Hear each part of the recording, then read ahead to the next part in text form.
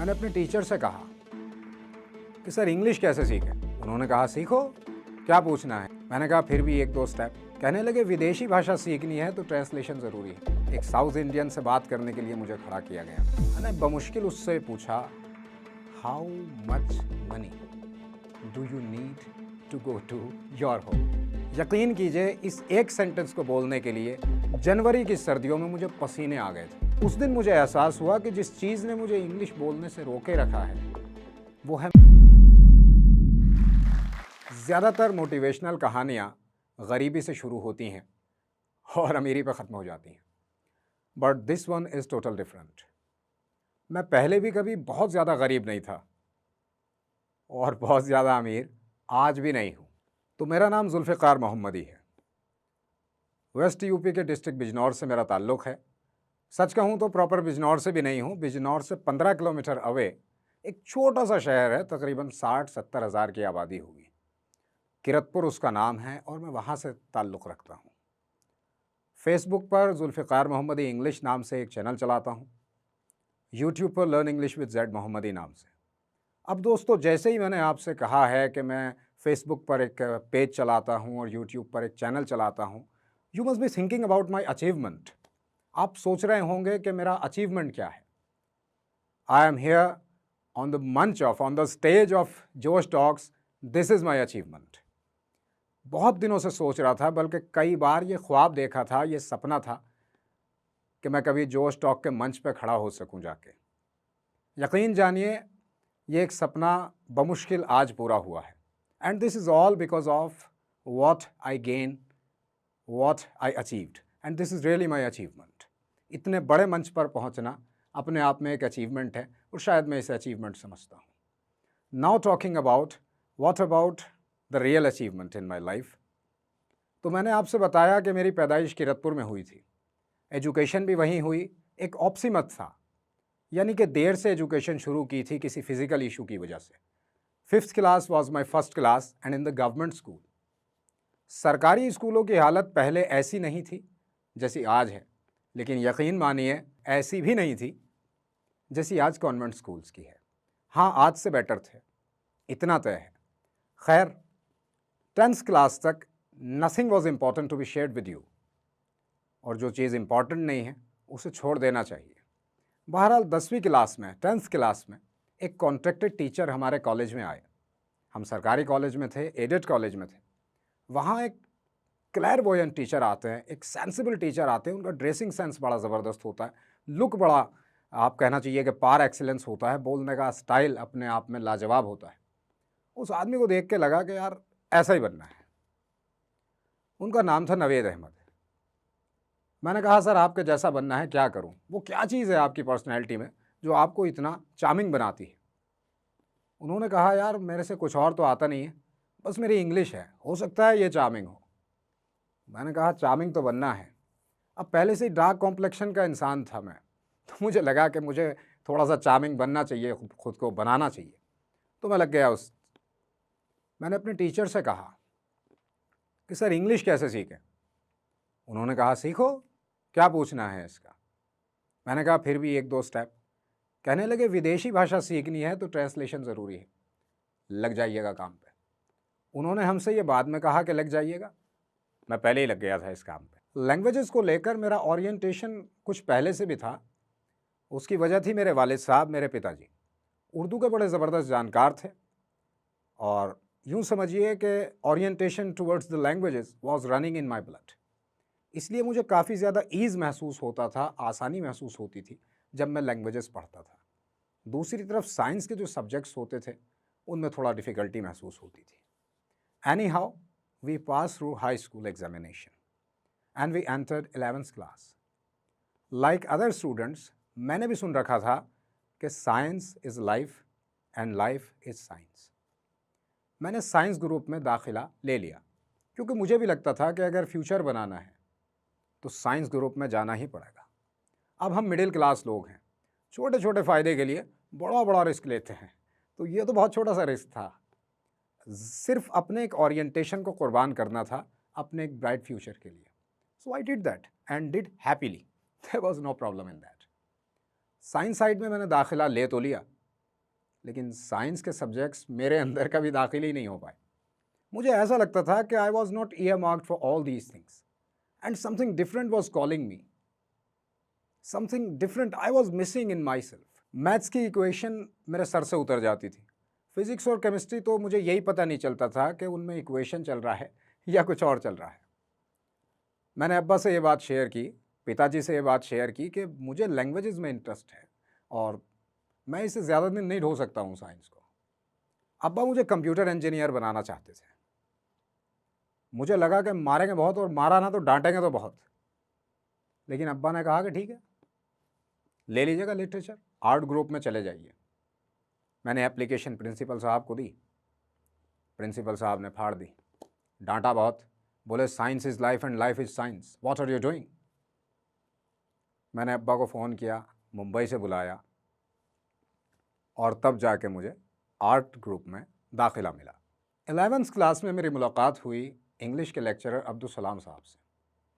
He was brilliant in accent and pronunciation. High school तक हमने WAS को was पढ़ा था। I did not know this is called was. सलाम साहब ने हमें बताया कि this is not was, this is was. उन्होंने हमें बताया कि CALL नॉट काल, दिस इज कॉल। तो कुछ कुछ नेचुरलिटी की तरफ बढ़ रहे थे और नियर नेटिव होने की तरफ कोशिश कर रहे थे। ट्रांसलेशन पर अच्छी मेहनत की थी, ब्राइट हो रहा था। सिंथेसिस, ट्रांसफॉर्मेशन, डायरेक्ट इनडायरेक्ट जिसे आप नरेशन कहते हैं, करेक्शन पे काफ़ी मेहनत की थी। वोकेबुलरी अच्छी खासी हो गई थी। अचानक मेरा कॉन्फिडेंस एनहिलेटेड हो गया, टूट गया, पारा पारा हो गया। वजह ये हुई, हमारी लोकेलिटी में एक साउथ इंडियन आदमी आया। वो किसी मुसीबत में था। He was seeking the help from the persons. कोई और इत्तफाकन उससे बोलने के लिए तैयार नहीं था। मेरे भाई ने, बड़े भाई ने ये शोहरत कर रखी थी पूरे मोहल्ले में, he was making me famous कि हमारा भाई इंग्लिश में बहुत बड़ा एक्सपर्ट है। मैं कुल इंटरमीडिएट में था, बहुत ज़्यादा एक्सपर्ट तो नहीं था, लेकिन एक भाई की मोहब्बत का आप अंदाज़ा लगा सकते हैं। एक साउथ इंडियन से बात करने के लिए मुझे खड़ा किया गया। मैंने बमुश्किल उससे पूछा, how much money do you need to go to your home. यकीन कीजिए, इस एक सेंटेंस को बोलने के लिए जनवरी की सर्दियों में मुझे पसीने आ गए थे। मेरा पूरा शरीर पसीने से तर था और इस सेंटेंस में इतने ज़्यादा पॉजेज मैंने ले लिए थे जितने ज़्यादा इस सेंटेंस में वर्ड्स भी नहीं थे। मेरी बहुत ज़्यादा बेइज्जती हो गई थी। I was humiliated in the presence of my father and in the presence of my elder brother. दोनों ने मुझे सपोर्ट किया, कहा अभी बच्चे हो, लेकिन मैं नहीं माना। मैं वापस अपने टीचर के पास गया, अब्दुल सलाम साहब के, और कहा कि सर मुझे इंग्लिश बोलनी सिखा दीजिए। कहने लगे एग्जामिनेशन पूरे होने दीजिए, फिर उसके बाद आपको मैं बोलना भी ज़रूर सिखा दूंगा। मैं खुश हो गया। Really I got happy, but my happiness did not last long because the fate decided another. After 3 days, my best teacher, Mr. Abdul Salam, passed away in an accident. I was shocked, I was pained, I was saddened, I was everything. But the only thing I was not, that I was not disappointed. I had a hope that yes, I can do it. I can speak English without my teacher. I can speak English without my teacher. I said to myself, again and again. Intermediate pass करने के बाद दूसरे state गया, BA English honours करना चाहता था। आपको पता होगा कि इंग्लिश ऑनर्स करने के लिए यूनिवर्सिटी कैंपस ज़रूरी होता है। हमारे इलाके में तो उस वक्त डिग्री कॉलेज भी नहीं था, यूनिवर्सिटी कैंपस तो बहुत दूर की बात है। दूसरे स्टेट जाने में मुझे 1 घंटा देर हो गई और इस वजह से मुझे एडमिशन से मना कर दिया गया। मैंने बहुत उन लोगों से मिन्नत की, समाजत की, सर मैं बहुत दूर से आया हूँ, प्लीज़ सोच लीजिए इस बारे में, कंसिडर अबाउट इट। लेकिन कोई नहीं सुना। हाँ, 1 मिनट, मैंने कंसिडर अबाउट इट नहीं कहा था।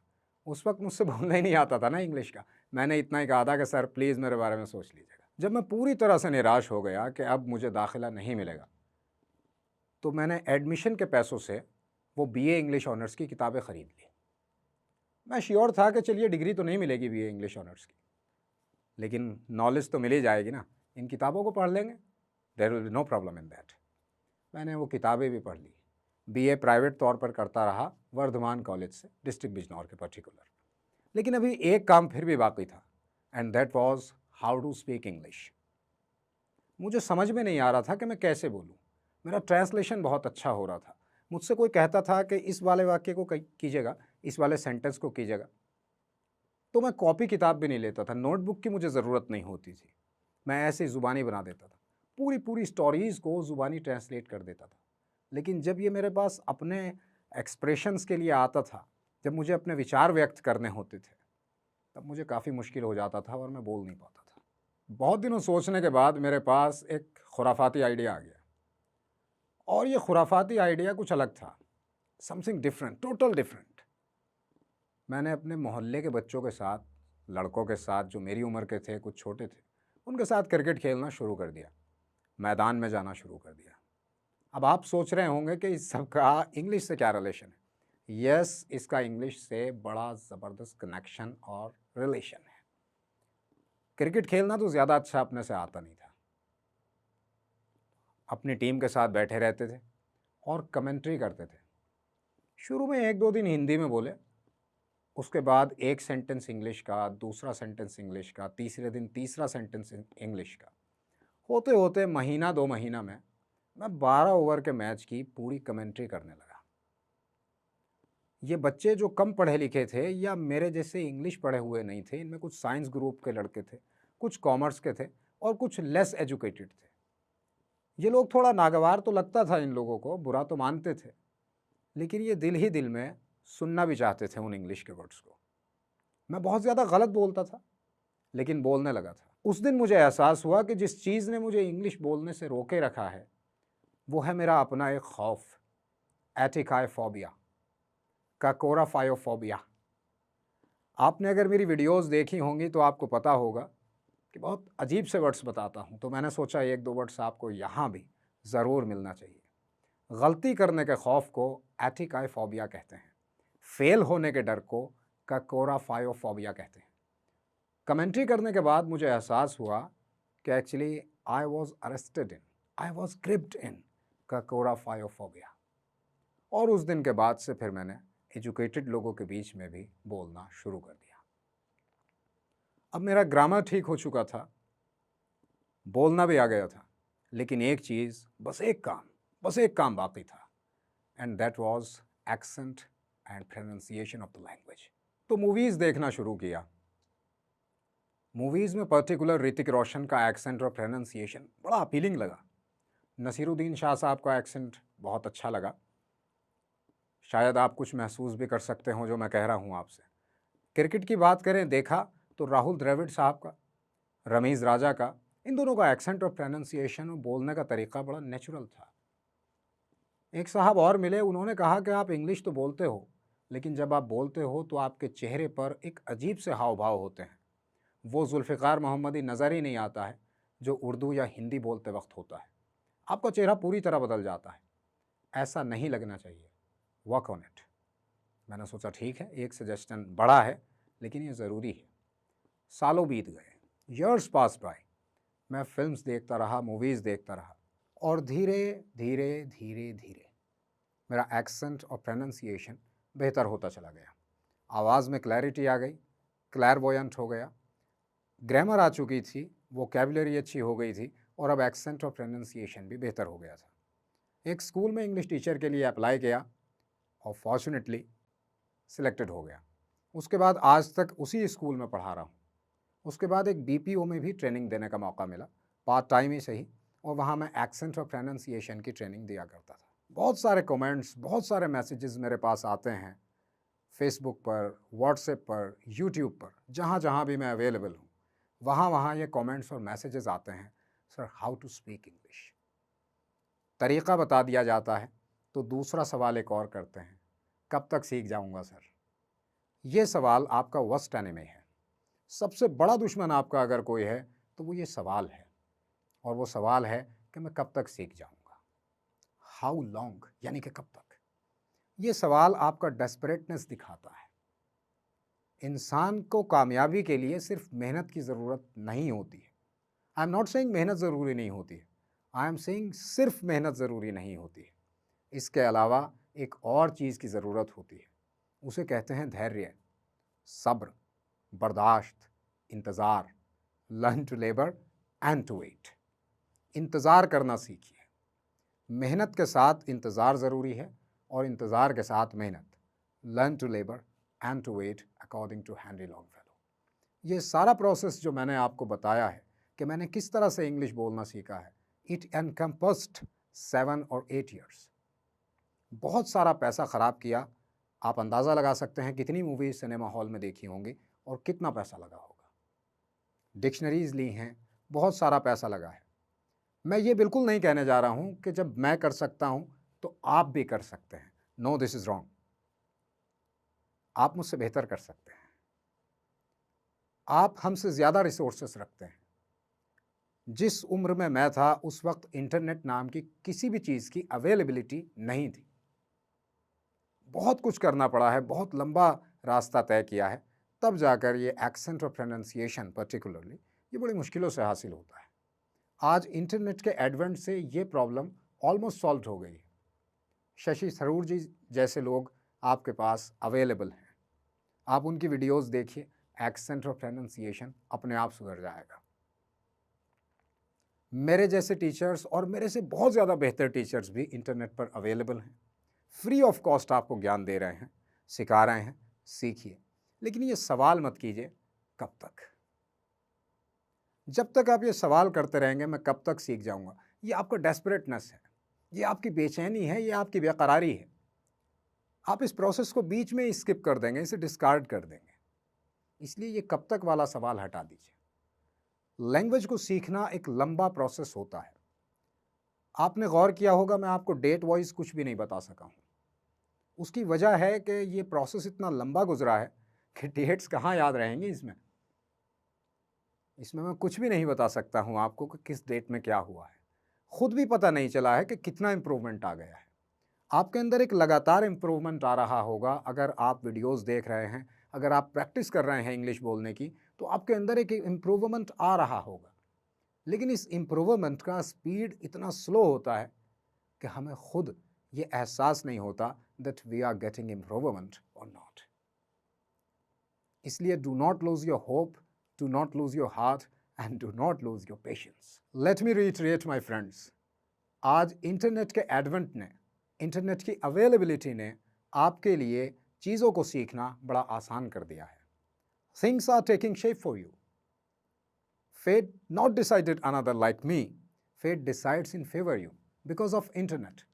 बहुत सारे एप्लीकेशंस अवेलेबल हैं, ख़ास तौर पर जोश टॉक का स्पोकन इंग्लिश एप्लीकेशन बहुत ज़्यादा यूज़फुल है। मैंने खुद भी ट्राई करके देखा है। प्ले स्टोर पर फ्री ऑफ कॉस्ट अवेलेबल है, इंस्टॉल करें, डाउनलोड करें।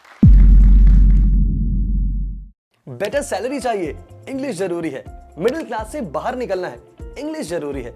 जिंदगी में आगे बढ़ने के लिए हर जगह इंग्लिश जरूरी है। और जोश टॉक्स निकल पड़ा है इसी मिशन पे, आपको इंग्लिश सिखाने के मिशन पे। जोश टॉक्स के इंग्लिश स्पीकिंग ऐप के साथ आप भी अपने जैसे लर्नर्स के साथ बात करके इंग्लिश बोलना सीख सकते हैं। साथ ही आपको मिलता है डेली वोकैबुलरी और ग्रामर लेसन्स। इसका सब्सक्रिप्शन आता है सिर्फ 699 में, जो कि ₹2 प्रतिदिन से भी कम में है। तो आज ही डाउनलोड करें।